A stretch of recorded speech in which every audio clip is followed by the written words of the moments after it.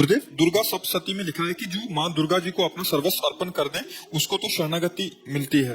माँ ने जितनी समझ, जितनी सामर्थ्य, जितनी शक्ति दी, मैंने अपना सर्वस्व अर्पण कर दिया। महाराज जी, कुछ तो कारण है कि इतना होने पर भी पूर्ण शरणागति नहीं हो रही। कृपया मेरे मन की इस दुविधा को। अभी आपने समर्पण किया, आपको याद है इसलिए आपने समर्पण नहीं किया। ये अहम स्मृति है ना, अहंकार विमूढ़ आत्मा करता हमिति मन्यते, मैंने ऐसा किया, क्या समर्पण किया? कुछ नहीं। आपको याद कहाँ है? जब आपको याद ना हो इस बात का, मेरा कुछ है तो माँ का है, तो आपका क्या बनना है?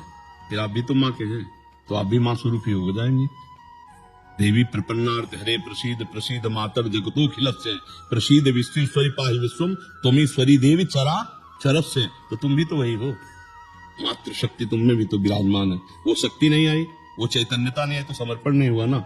हम आज सत्संग में कह रहे थे, अगर ध्यान से सुना हो, कि बिजली का बोर्ड सही है, प्लग भी लगा हुआ है, स्विच भी सही है, बल्ब भी सही है, और ऑन करने से जला क्यों नहीं? बोले कनेक्शन सही नहीं है। बस चावल भर कनेक्शन हटा, इसलिए ऑन ऑफ करते रहो, कोई फर्क नहीं पड़ेगा। और थोड़ा और कनेक्शन सही हो जाए, एक बार में जल जाएगा? नहीं जल जाएगा। हमारा कनेक्शन सही नहीं है, हमारा चिंतन सही नहीं है, हमारा समर्पण सही नहीं है। अभी अहम बकाया रह गया है। तन वांग मनोवीर अमलई सोहम तवै वाप्सिता, शरीर मन वाणी और अमलई निर्विकार भाव से मैं स्वयं प्रभु के चरणों में शरण, तो शरणागति पक्की।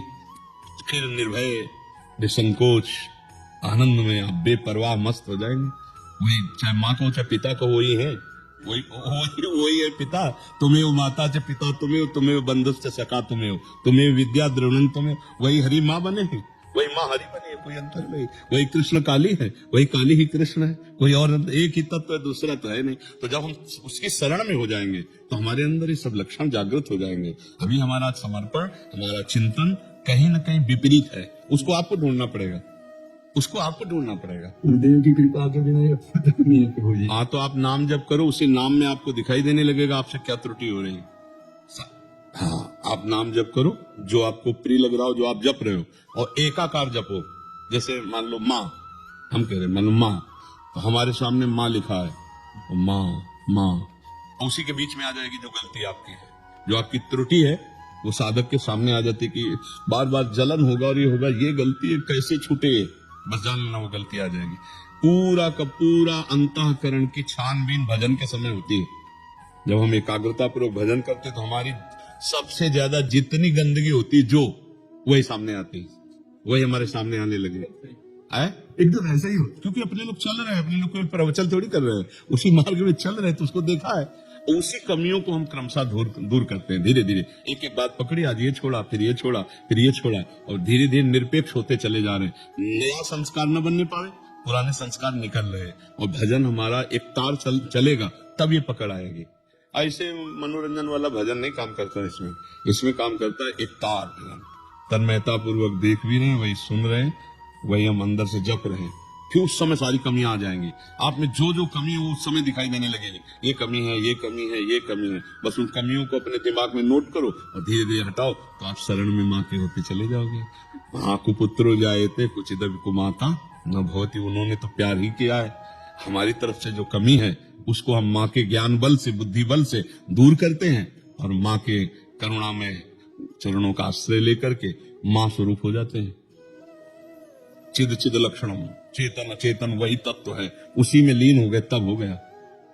माँ में इतना चिंतन करें कि अपना स्वरूप माँ में हो जाए, तभी माना जाएगा कि आप माँ के पूर्ण शरणागत हो गए। नहीं, हाँ, ये ढांचा केवल है, अंदर मंदिर में माँ ही बैठी है। वो तो माँ ने इतना तो ज्ञान करा भी दिया है, अनुभव में नहीं आया। बस अनुभव बिना ज्ञान। जैसे मान लो हम कहा कि खीर बनाने की पूरी प्रक्रिया पता है, पर कभी बना के नहीं खाया, तो अधूरा है लाभ प्रक्रिया।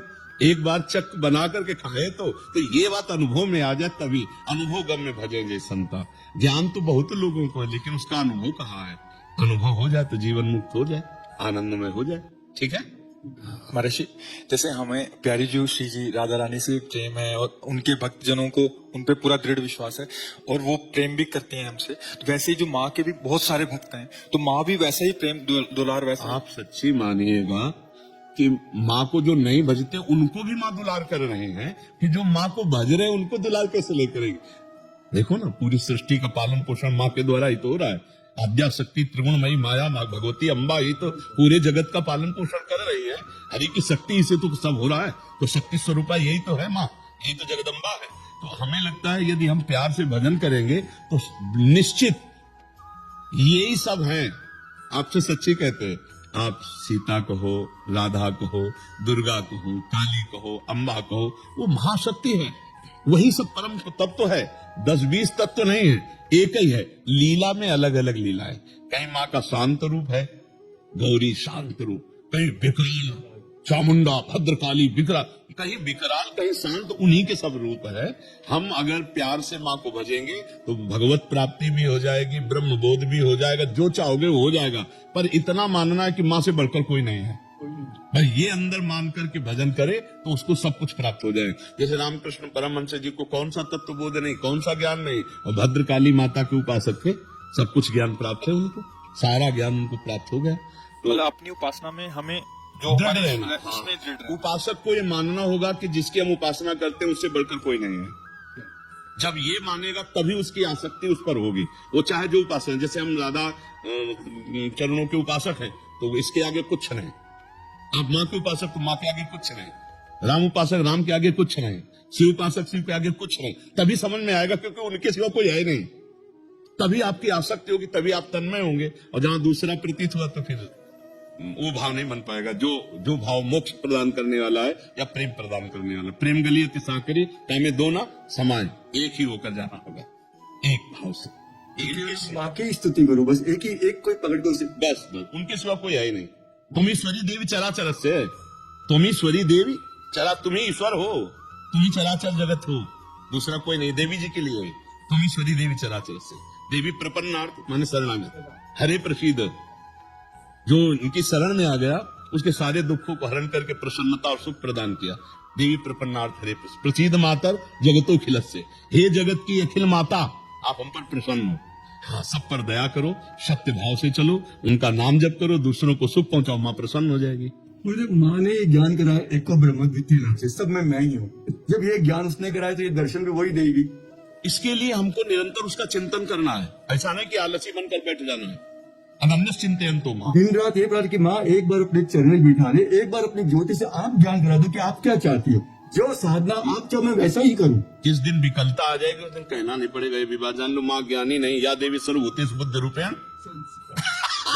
तुम्हारे अंदर तुम्हारी बुद्धि में ही वो बैठी हुई है, प्रकाश नहीं हो रहा लेकिन इस जबान को रगड़ो, माँ माँ दुर्गा दुर्गा दुर्गा, राधा राधा राधा राधा, रगड़ो, तभी हम कह रहे जबान को रगड़ो, अभी मलिनता नष्ट हो जाएगी, तेज प्रकट हो जाएगा।